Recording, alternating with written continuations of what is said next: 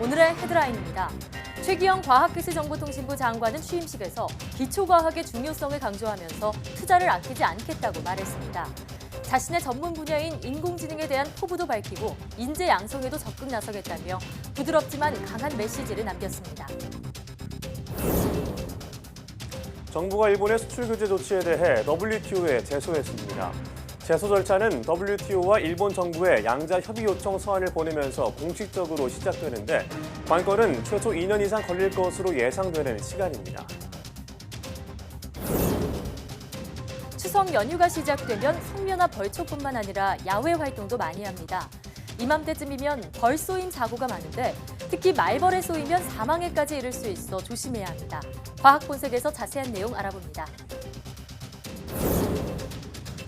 민족 대명절 추석을 맞아 고향을 찾는 귀성객들이 많은데요.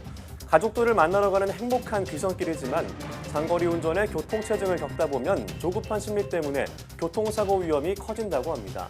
오늘 생각연구소에서는 행복한 귀성길, 조급해지는 심리에 대해 알아보겠습니다.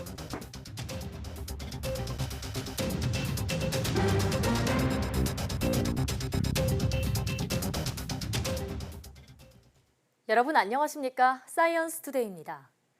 최기영 과학기술정보통신부 장관은 취임식에서 기초과학의 중요성을 또 한 번 강조했습니다. 일본의 수출 규제와 관련해서는 아무도 흔들 수 없는 나라를 만들겠다며 기술 자립 역량을 키우겠다고 힘주어 말했습니다. 이혜리 기자의 보도입니다.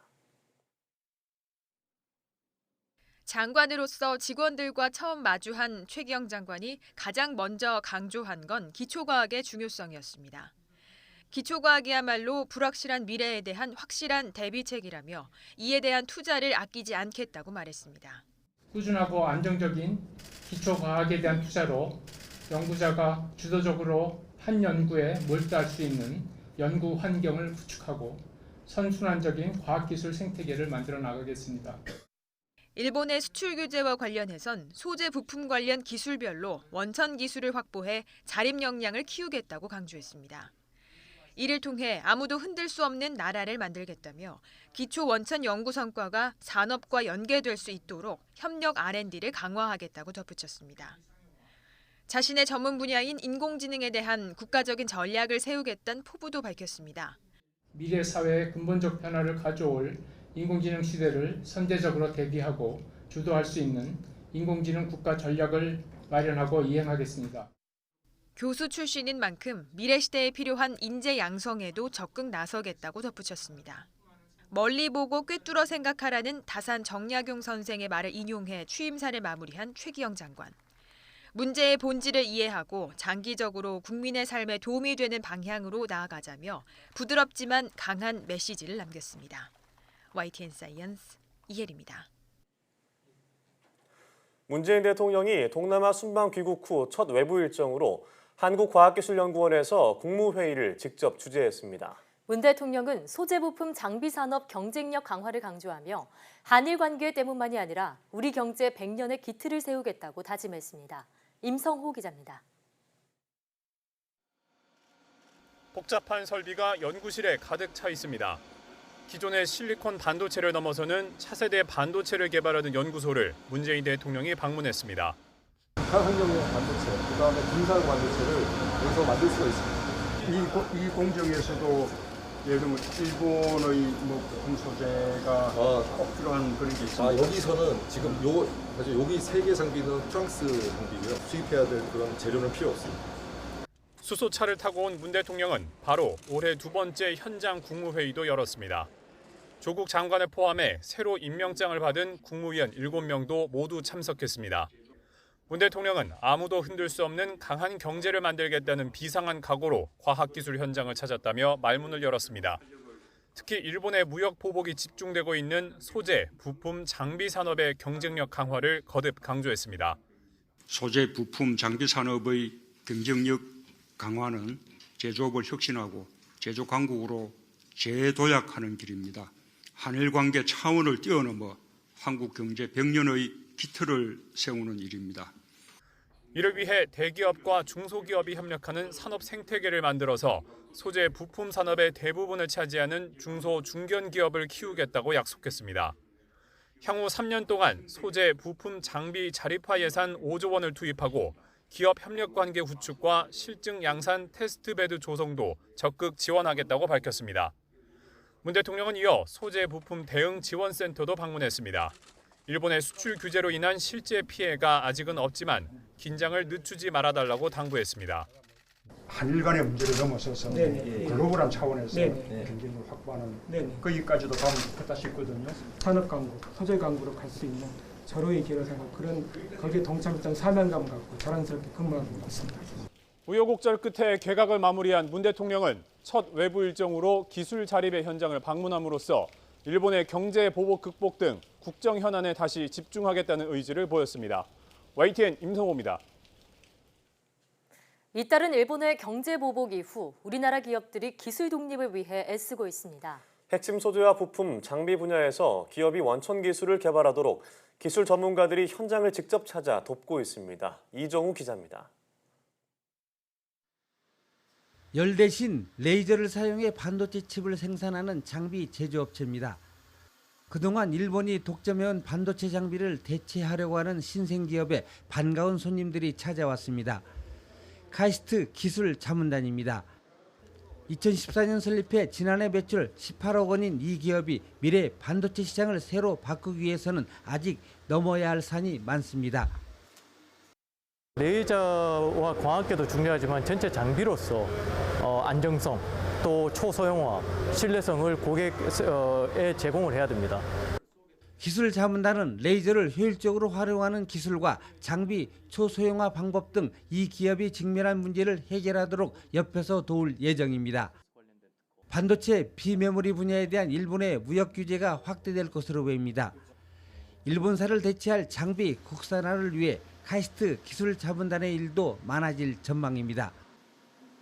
아이디어가 있으면 그걸 실현화시키면 되는데 비교적 레이저나 이제 광학 관련 부품은 우리나라 기술이 상당한 수준에 와 있기 때문에 충분히 가능하다고 생각합니다. 카이스트 소재 부품 장비 기술 자문단에 지금까지 접수된 상담 요청 건수는 모두 150여 건. 기업들이 당장 필요로 하는 애로사항들입니다. 카이스트 기술 자문단은 반도체 장비뿐만 아니라 에너지나 자동차 등 다른 분야에서도 우리 기업이 장비 원천 기술을 개발할 수 있게 힘을 보태기로 했습니다. YTN 이정호입니다. 삼성전자와 SK하이닉스의 주력 사업인 메모리 반도체의 올해 글로벌 설비 투자 규모가 지난해 대비 20% 줄어들 것이란 전망이 나왔습니다. 시장조사업체 IC인사이츠는 올해 전 세계 메모리 반도체 설비 투자 규모가 416억 달러에 그칠 것으로 내다봤습니다. 이에 따라 전체 반도체 설비 투자 규모에서 메모리 반도체가 차지하는 비중도 같은 기간 49%에서 43%로 떨어질 것으로 예상됩니다. 반도체 업체들의 설비 투자가 감소한 원인으로는 올해 하반기 반도체 가격 하락이 크게 작용한 것으로 분석됩니다. 정부가 대외 위험 요소에도 끄떡없는 안정적인 수출 시장 구조를 만들기 위해 6조 원 규모의 지원책을 내놨습니다. 산업통상자원부는 경제활력대책회의에서 관계부처와 합동으로 마련한 수출 시장 구조 혁신 방안을 확정해 발표했습니다. 정부는 우선 시장 다변화와 글로벌 공급망 확보를 위해 오는 2020년 무역보험에 3조 7천억 원을 추가 지원하기로 했습니다. 또 당장 국산화가 어려운 기술은 글로벌 연구개발과 해외 인수합병을 통해 확보하고 이를 위해 오는 2022년까지 2조 7천억 원을 지원하기로 했습니다. 이번 대책은 미중 무역 분쟁과 일본의 수출 규제 등으로 수출이 9개월째 감소하는 가운데 제2의 수출 도약을 모색하는 차원에서 마련됐습니다. 정부가 결국 일본의 수출 규제 조치에 대해 WTO에 제소했습니다. 일본의 부당한 무역 보복을 국제적 절차로 입증하겠다는 건데 관건은 최소 2년 이상 걸릴 것으로 예상되는 시간입니다. 홍선기 기자가 보도합니다. 정부가 결국 일본의 수출 규제에 대해 WTO 제소라는 칼을 꺼내들었습니다. 제소 대상은 일단 지난 7월 4일 일본이 시행한 세계 품목 수출 제한 조치입니다. 정부는 이 조치가 일본 정부 인사들의 발언에서 드러난 것처럼 우리 대법원의 강제징용 판결과 관련한 차별 조치라고 규정했습니다. 이에 정부는 우리나라의 이익을 보호하고 정치적 목적으로 교역을 악용하는 행위가 반복되지 않도록 일본의 조치를 WTO에 제소하기로 하였습니다. 일본의 조치가 차별 금지는 물론 수출 제한 조치 설정을 금지한 WTO 협정을 위반했다는 겁니다. 또 무역 규정을 일관되고 합리적으로 운영해야 하는 의무에도 저촉된다는 제소 사유를 명시했습니다. WTO 제소 절차는 우리 정부가 WTO와 일본 정부에 양자협의 요청 서한을 보내면서 공식적으로 개시됩니다. 이후 양자협의가 열리고 합의에 실패하면 WTO 패널이 설치돼 제소 사안을 논의하고 여기서 나온 결론에 동의하지 않을 경우 상소 절차를 다시 거쳐 최종 결론을 내게 됩니다. 문제는 이 과정을 거치는데 적게는 2년에서 길게는 3년 이상 걸린다는 겁니다. 승소 여부를 떠나서 당장 일본의 수출 규제로 인해 어려움을 겪는 기업에는 먼 얘기일 수 있습니다. 결국 WTO 제소와 함께 소재와 부품 국산화를 통한 기술 독립이 병행돼야 이번 사태의 파고를 넘을 수 있다는 지적입니다. YTN 홍선기입니다. 이렇게 한국이 일본의 수출 규제 조치를 세계무역기구 WTO에 제소한 것과 관련해 일본 정부 주무부처인 경제산업성이 규칙 위반이 아니라는 입장을 밝혔다고 교도통신이 보도했습니다. 경제산업성의 한 간부는 이 통신에 일본 정부의 조치는 WTO 규칙 위반이 아니고 지금까지 설명해온 대로다라고 말했습니다. 또 일본 정부의 조치가 안전보장상 수출 관리를 고치는 것으로 수출을 금지한 것은 아니라고 주장했습니다. 앞서 스가 요시히데 관방장관은 오전 정례 기자회견에서 내용을 정밀히 조사한 뒤 WTO 협정에 정해진 절차에 맞춰 적절히 대응하겠다고 말했습니다. 우리 정부는 우리나라의 이익을 보호하고 정치적 목적으로 교역을 악용하는 행위가 반복되지 않도록 일본의 조치를 WTO에 제소하기로 했다고 밝혔습니다.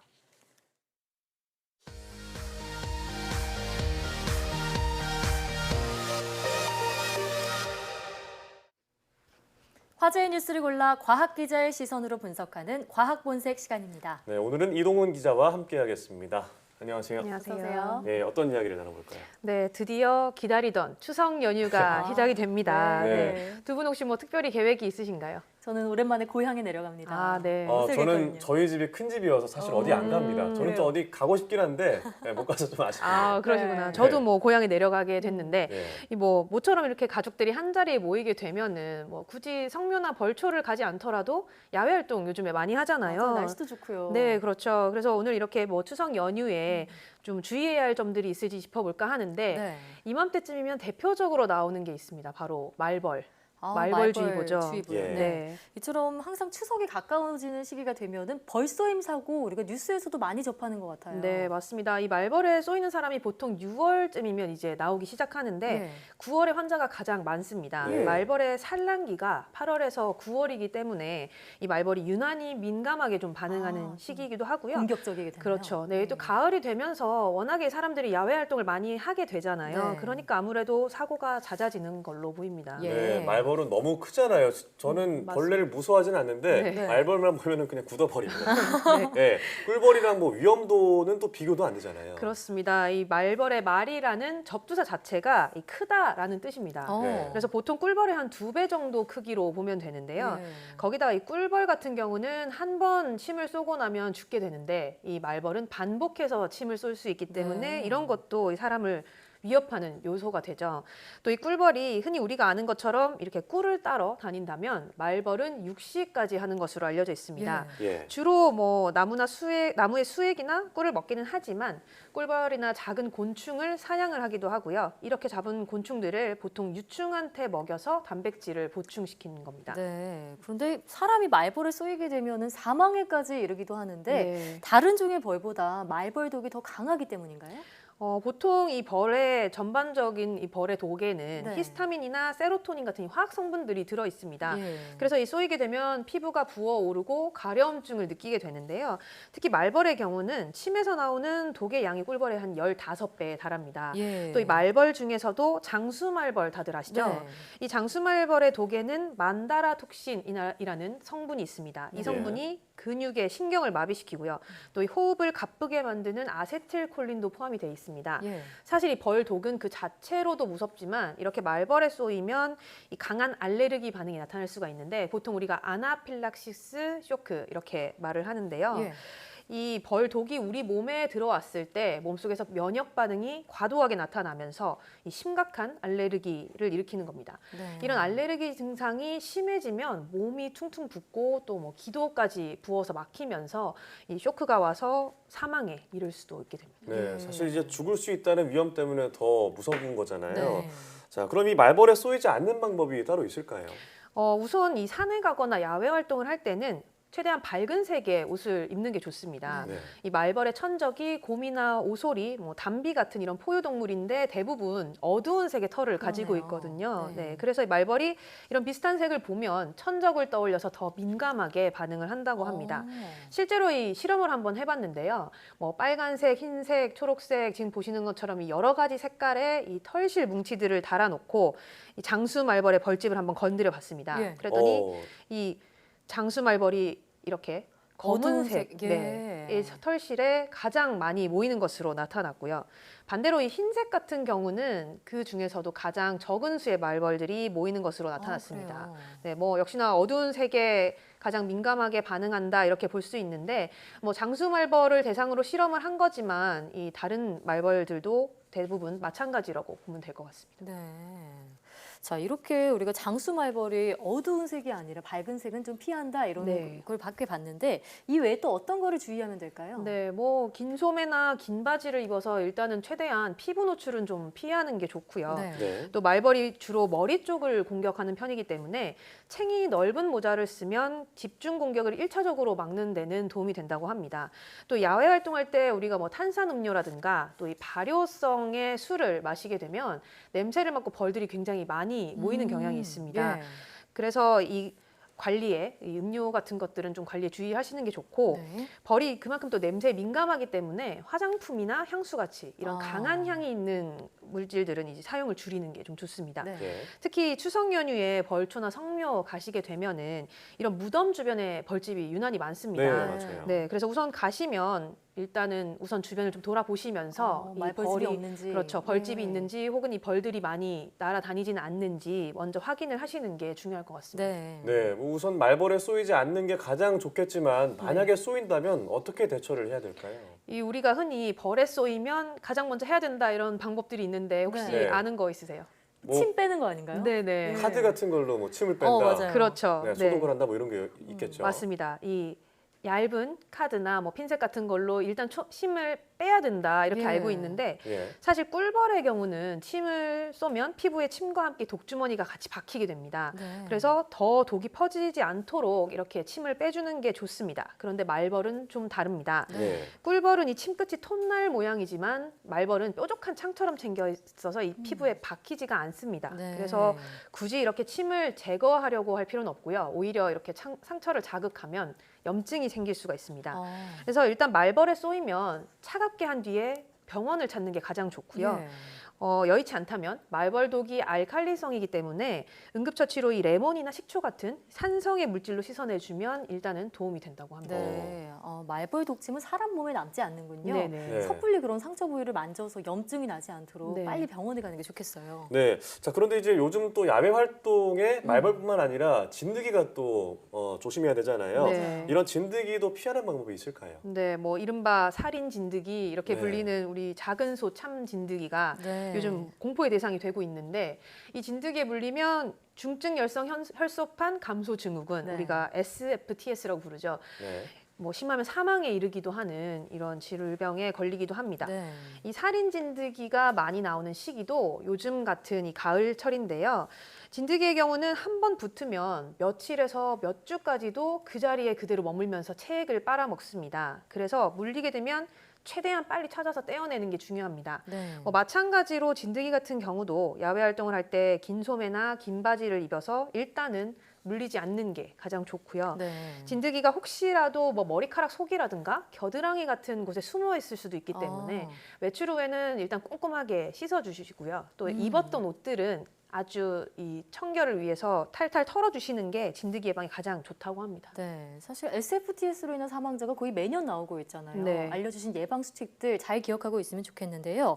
최근에는 진드기 기피제도 많이 쓰는 것 같아요. 네, 뭐 옷이라든가 피부에 뿌려서 쓰는 이 기피제 많이 쓰시는데 네. 이 기피제를 사용하실 때는 반드시 제품 용기나 포장에 의약 외품 표시가 있는지 확인을 하시는 게 좋겠습니다. 이 식품의약품안전처가 이 품질을 인증한 제품이다 이런 네. 뜻인데요. 아무래도 이런 제품을 쓰면은 좀 피부에 자극을 덜 주게 되고요. 만일 그래도 이 기피제를 썼을 때 피부에 뭐 발진이 생긴다거나 가려움증이 생긴다면 물로 깨끗하게 씻어주시는 게 좋을 것 같습니다. 네, 그렇군요. 오늘은 그 말벌과 진드기 대처법을 알아봤는데 저희 방송 보시고 한가히 즐겁게 보내셨으면 좋겠습니다. 네. 네, 오늘 말씀 고맙습니다.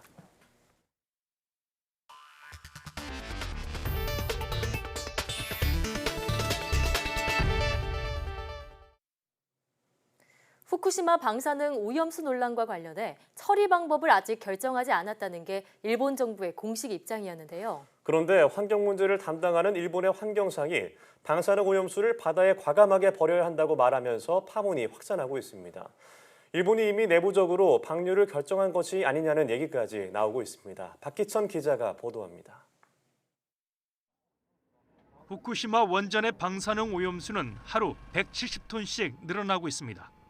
지난 7월 말 기준으로 115만 톤이 천여 개의 저장 탱크를 가득 채우고 있습니다. 3년 뒤에는 저장 한도를 넘기게 됩니다. 그린피스는 지난달 일본 정부가 이 오염수를 바다에 버리기로 결정했다고 폭로했습니다. So the point is that any releases from Fukushima, there will be migration of some of that material through the East China Sea into the East Sea.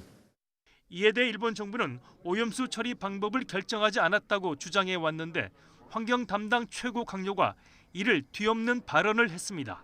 하라다 요시아키 환경상은 기자회견을 통해 오염수를 과감히 바다에 방류해 희석하는 것 말고는 다른 방법이 없다고 말했습니다.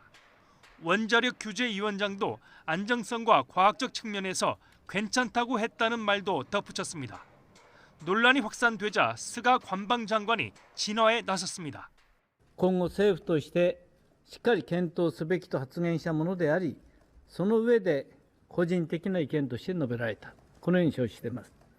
하지만 환경 문제를 책임지는 환경상이 오염수 방류의 필요성을 공개적으로 언급한 만큼 내부적으로는 이미 방류를 결정했을 가능성이 크다는 관측이 나오고 있습니다. YTN 박기천입니다. 외교부는 일본 환경상이 후쿠시마 제1원전의 오염수를 바다에 방류할 수밖에 없다고 말한 것과 관련해 일본 정부의 공식 입장은 정해지지 않았다고 밝혔습니다. 외교부 당국자는 원전 오염수의 최종 처리 방식과 결정 시기는 정해지지 않았다는 것이 현재까지 확인된 일본 정부의 공식 입장이라며 우리 정부는 관련 동향을 면밀히 주시하고 있다고 말했습니다.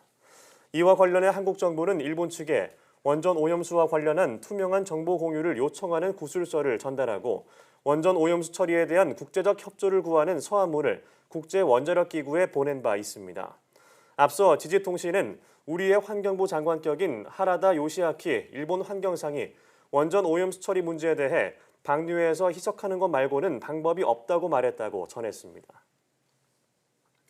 우리나라는 내년 말 달 궤도의 달의 지형 등을 탐사할 궤도선을 보낼 예정이었습니다. 이 궤도선의 중량이 계획보다 128kg 늘어나면서 발사 일정이 19개월 뒤인 2022년 7월로 연기됐습니다. 이성규 기자입니다. 내년 말 발사 예정이었던 달 궤도선 발사 연기는 기술적 한계 때문입니다. 애초 달 궤도선의 목표 중량은 550kg. 하지만 경량화의 실패로 중량이 678kg으로 128kg 늘어나면서 연구 현장에서는 연료 부족과 임무 기간 단축이 불가피하다는 논란이 일었습니다. 결국 과계정통부는 달 궤도선 사업 계획을 재검토해 발사를 2022년 7월로 19개월 연기하기로 확정했습니다. 임무 수행 기간은 1년을 유지했습니다. 대신 애초 원 궤도에서만 12개월 운영하려던 계획을 타원 궤도 9개월, 원 궤도 3개월로 변경했습니다. 궤도 유지에 연료가 덜 드는 타원 궤도를 9개월간 운영하면 연료 사용이 줄어 1년 임무 수행이 가능하다고 본 겁니다. 궤도선엔 국내 개발 고해상도 카메라 등 5개 장비와 미국 나사의 음영지역 카메라 등 총 6개의 장비가 실립니다. 발사는 미국 스페이스X의 발사체를 이용합니다. 사업계획 변경으로 예산은 약 167억 원 정도 더 늘어날 전망입니다. 스페이스X하고 그 부분에 있어서 협의를 해야 됩니다. 그래서 저희가 약 그 부분에 있어서 한 84억 원 정도 증액이 일어날 것으로 검토하고 있는데 그건 협상 결과에 따라 달라질 것으로 보입니다.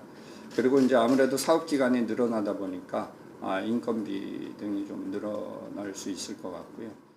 달 탐사 일정이 변경된 것은 이번이 처음은 아닙니다. 지난 2007년 노무현 정부 때는 2020년 달 궤도선을, 2025년에 달 착륙선을 쏠 계획이었습니다.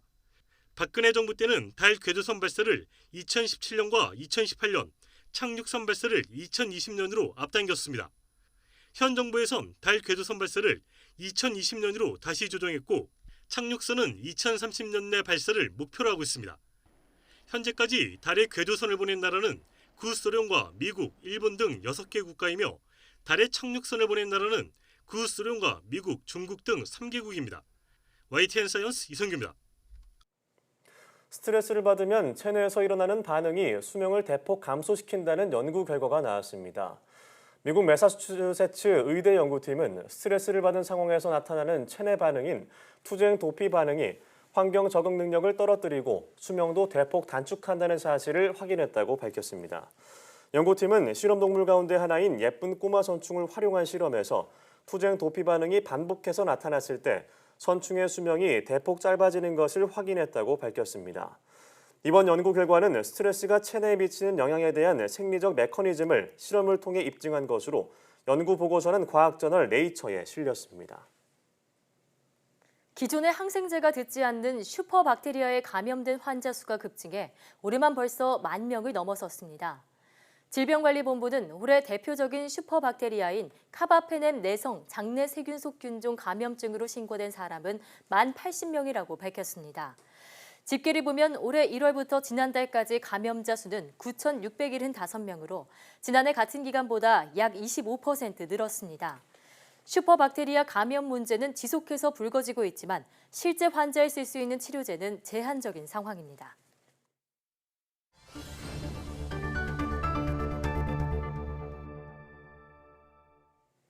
재미난 실험을 통해 일상 속 과학을 탐구해보는 오늘의 과학실 시간입니다. 네, 찰과상에 빨간 소독약을 발랐을 때 거품이 난 것을 보고 궁금했던 분들 계실 텐데요. 이 거품의 정체는 무엇인지 화면으로 함께 보시죠. 어렸을 적 무릎이 다치면 어머니가 발라주던 빨간 소독약이 있었죠. 그 소독약을 바르면 따끔따끔거려 아팠지만 그 와중에도 눈과 귀를 사로잡던 것이 있었습니다. 바로 소독약이 상처에 닿았을 때 지지직거리며 생기던 거품인데요. 도대체 왜 거품이 난 걸까요? 이건 소독약에 들어있는 과산화수소 때문입니다. 물, 즉 H2O에 산소를 하나 더하면 과산화수소, H2O2가 되는데 과산화수소는 강력한 산화제로 상태가 굉장히 불안정합니다. 이걸 상처에 바르면 피 속에 있는 카탈라제라는 촉매제가 H2O와 O로 분해되는 반응을 급격하게 촉진해서 거품처럼 보이게 되는 거죠. 그럼 과산화수소로 재미있는 실험 하나를 해보겠습니다. 여기 과산화수소, 그리고 세제, 그리고 요오드와 칼륨이 있어요. 세제에 과산화수소도 섞어주겠습니다. 색소까지 한번 넣어보겠습니다. 아주 예쁜 거품이 나도록. 초록색도 조금. 자, 이제 제가 넣을 수 있는 모든 걸 다 여기다 넣었어요.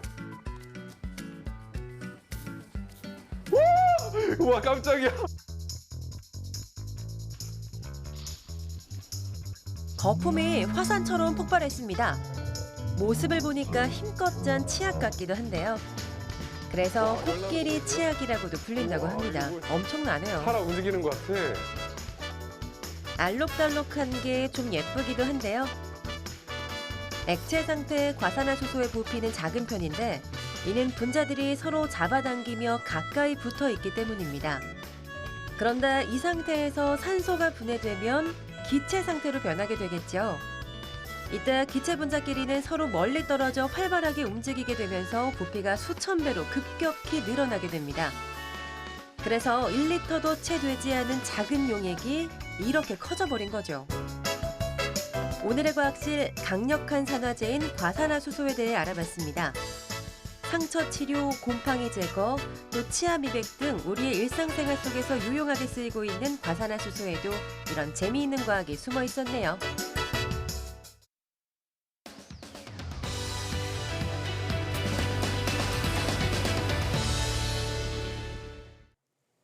추석을 맞아 고향을 찾는 귀성객들이 많을 텐데요. 하지만 명절 기간은 교통량 증가로 사고 위험성이 높다고 합니다. 안전사고를 줄이면서 즐거운 명절을 보내는 방법은 없을까요? 네, 오늘 생각연구소 시간에는 행복한 귀성길, 조급해지는 심리에 대해 알아보겠습니다. 연세대학교 심리학과 이동규 교수와 함께합니다. 네, 교수님 안녕하세요. 어서오세요. 네, 안녕하십니까. 네, 이제 추석을 맞아서 슬슬 이제 고향으로 내려가는 분들 많으실 텐데 교수님은 어디 가시나요? 저는 멀리 가진 않고요. 네. 가까운 대전에 처갓집 다녀올 아, 그렇군요. 그 가까운 곳 다녀오시는 분들도 계시겠지만 보통 또 장거리 운전을 하게 되잖아요. 그렇죠. 네. 이럴 때 물론 기쁜 마음으로 귀성길을 떠나는 건데 교통 체증이 참 걱정입니다. 그러니까요. 네, 그래서 수시로 차로를 바꾸고도 하는데 이런 행동에 담긴 심리는 무엇일까요? 실제로 그거에 대해서 실험적으로 관찰을 해본 사람들이 있는데요. 네.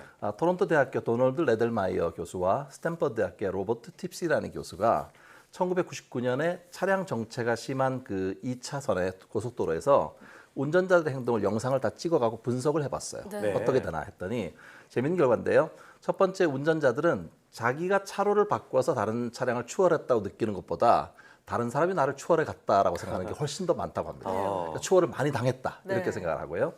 또 하나는 뭐냐면은 아무래도 자기가 가고 있는 차로를 계속 지켜보는 그 시간보다 옆 차로 다른 사람들이 어떻게 하는가 이거를 보는데 시간을 더 많이 사용한다고 합니다. 네. 게다가 연구자들은 이제 그 결과를 어떻게 했겠냐면 자기가 추월한 차량은 금방 뒤로 가잖아요. 그러니까 내 눈에 안 보이니까 별로 신경을 안 쓰는데 네. 나를 추월해 간 그 차량은 앞에 계속 가기 때문에 시야에서 계속 신경을 쓰니까 예민해지는 반응을 보이고요. 네. 또 하나는 자기가 다른 차를 추월할 때는 내 차가 빨리 가니까 내가 잘 달리고 있는 것 같은 느낌이 들어요.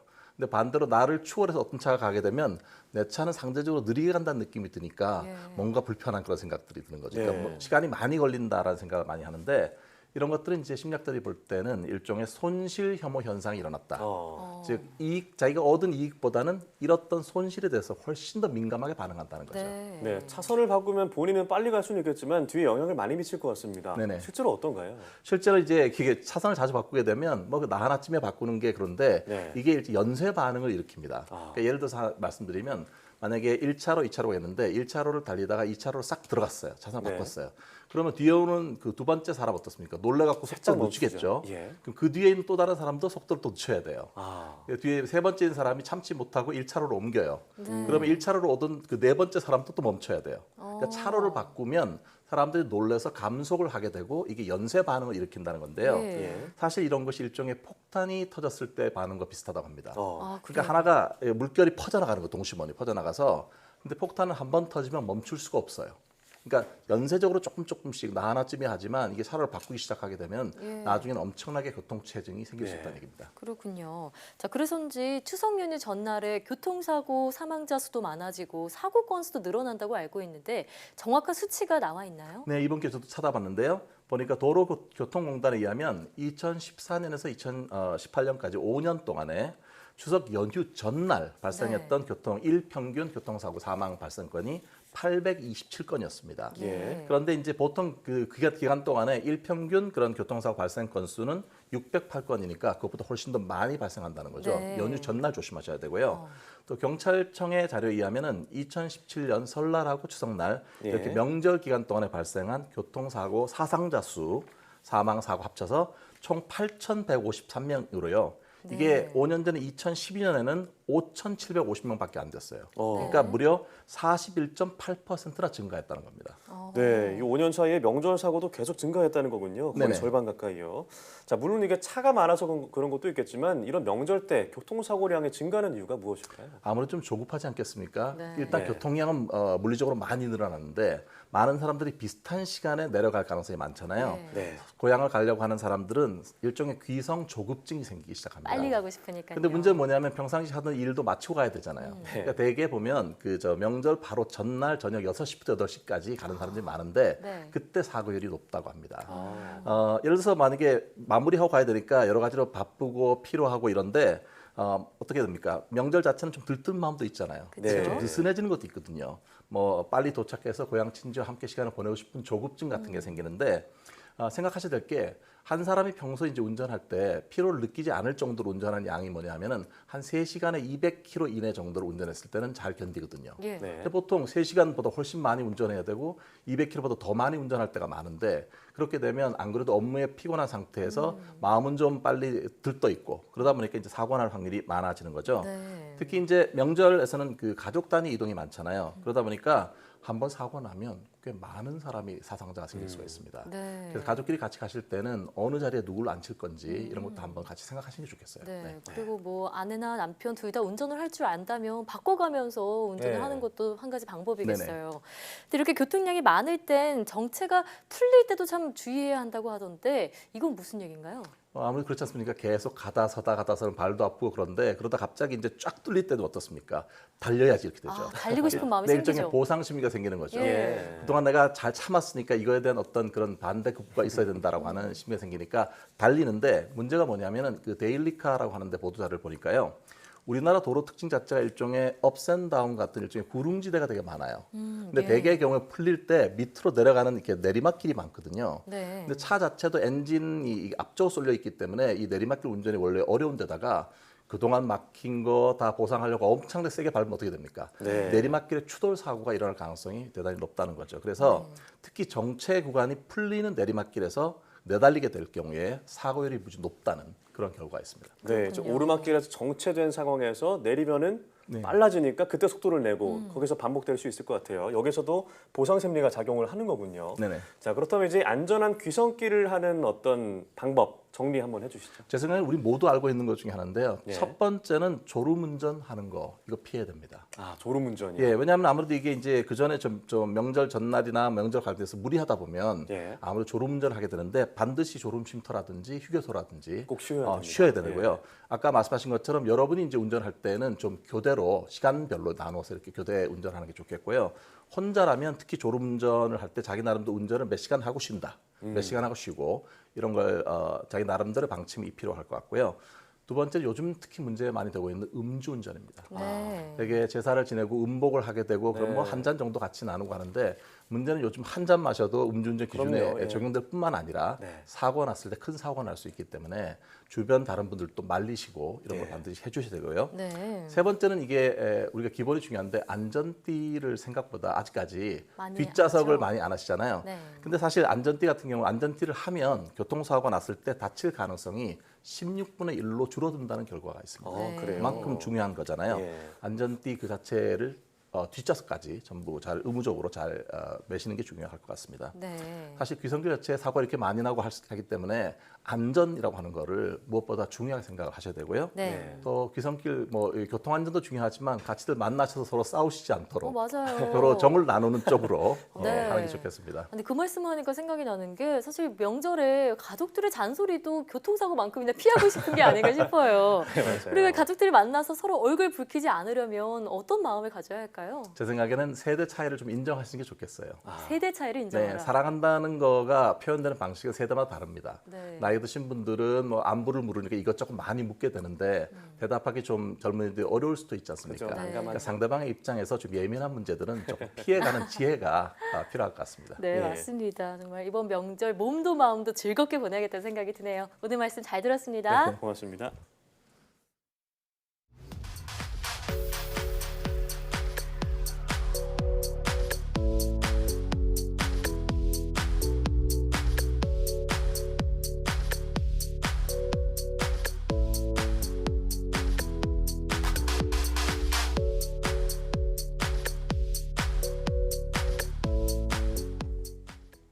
명절이면 고마운 사람들과 메시지를 주고받는 분들 많으시죠?